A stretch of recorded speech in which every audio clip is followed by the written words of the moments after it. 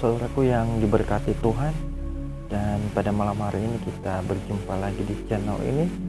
Dan seperti biasanya kali ini kita akan membahas video baru dari Ustadz Yahya Waloni, atau sebuah pernyataan baru dari Ustadz Yahya Waloni setelah dia sembuh dari penyakitnya semalam itu, dan akhirnya dia membuat satu video yang membuatnya kita semakin penasaran dengan Ustadz yang satu ini. Nah, saudaraku yang diberkati Tuhan, tanpa berlama-lama mari kita saksikan tayangannya, dan setelah itu nanti kita akan tanggapi secara bersama-sama. Saya akan mati, tapi umur saya akan mati ketika penghina, pempitnah ini mati duluan. Dan orang-orang ini dalam waktu dekatnya menghina saya, memfitnah saya ini, mereka akan mati duluan sementara ini.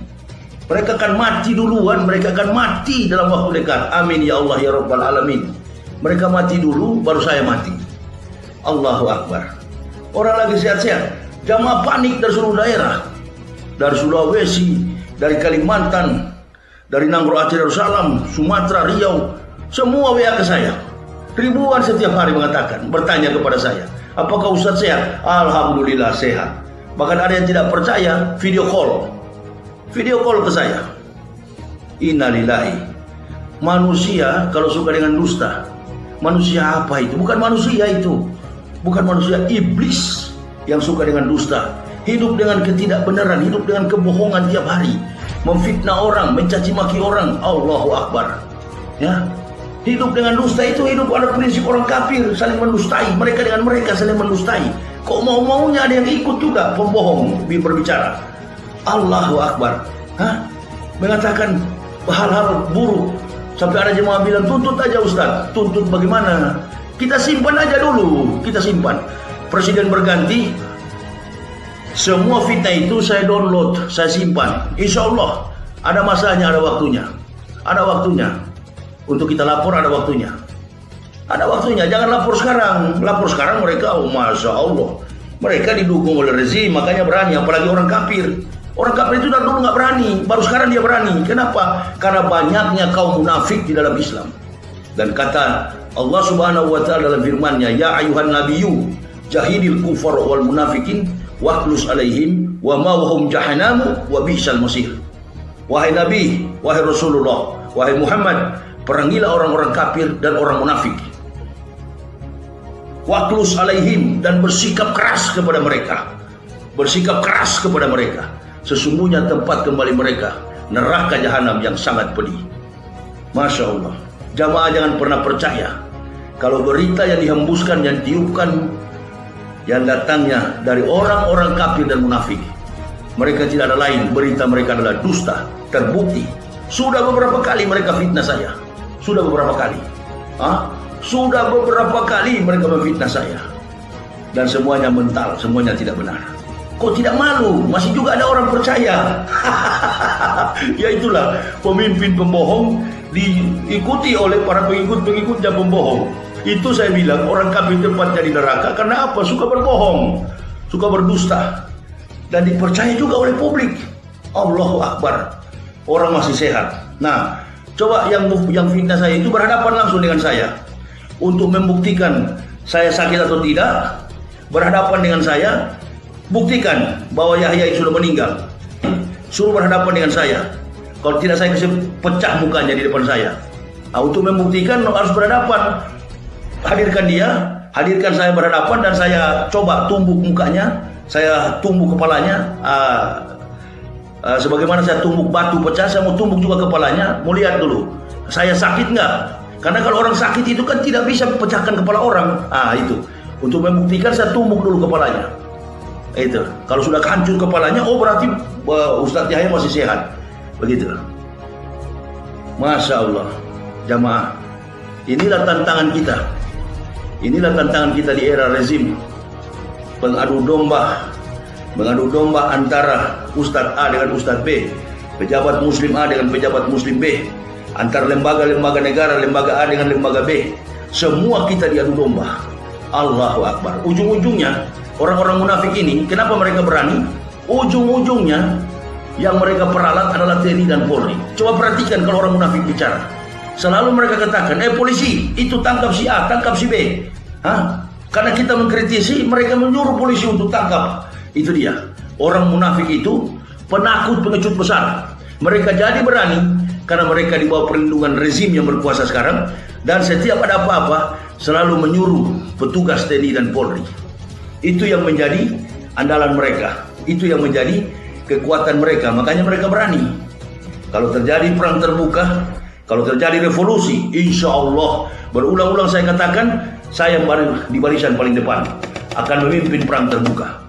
Jangan memakai TNI dan Polri, jangan menggunakan tenaga, jangan menggunakan kemampuan TNI dan Polri. Hai kaum munafik, hai kaum kafir, hai kaum komunis. Bersatu kalian, jangan pernah memperalat TNI dan Polri. Di mana? Ajak kami perang. Ajak kami perang dan kami akan libas kalian sampai selesai. Sampai rata kalian, kami akan libas. Dan saya akan pimpin sebagai pemimpin paling terdepan untuk memimpin perang bila terjadi perang terbuka. Allahu Akbar, Allahu Akbar, Allahu Akbar. La ilaha illallah Muhammad Rasulullah. Sampai masuk ke dalam liang kubur kecintaan kami terhadap NKRI, terutama kepada Islam. Wassalamualaikum warahmatullahi wabarakatuh.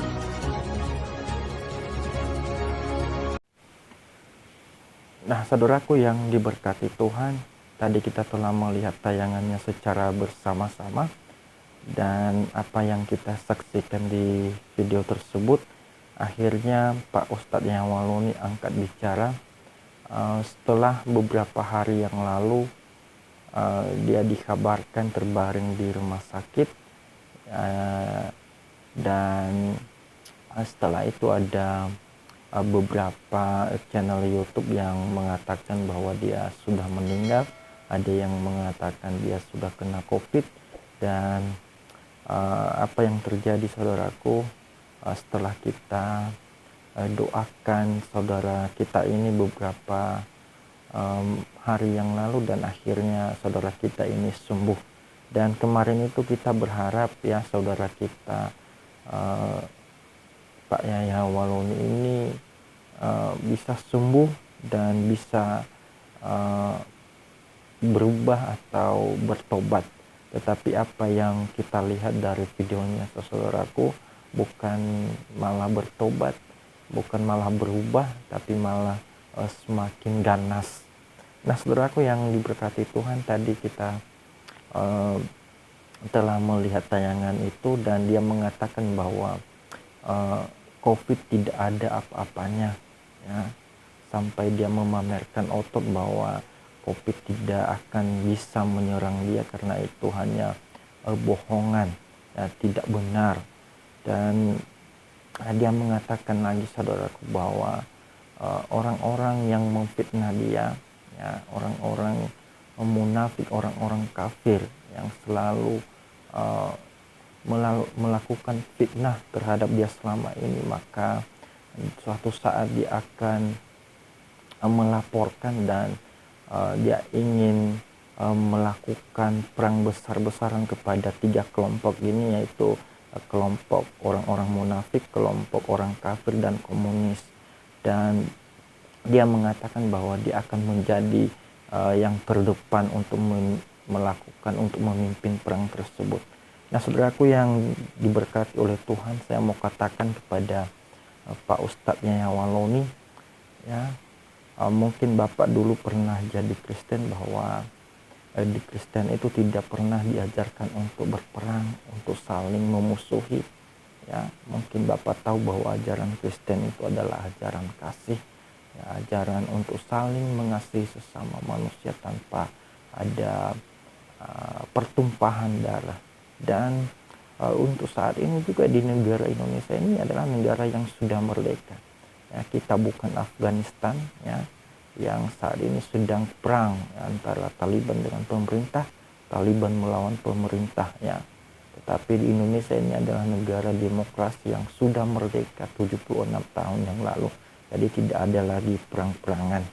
Dan untuk saudaraku atau Bapak Ustadz Yahwaloni untuk bisalah untuk bertobat dan berubah, ya, karena cuman itu yang bisa kami harapkan dari Bapak, supaya Indonesia ini selalu damai, ya, supaya tidak ada perpecahan, supaya kita bisa saling mengasihi, supaya kita bisa bersatu di dalam satu kebinekaan, yaitu Pancasila.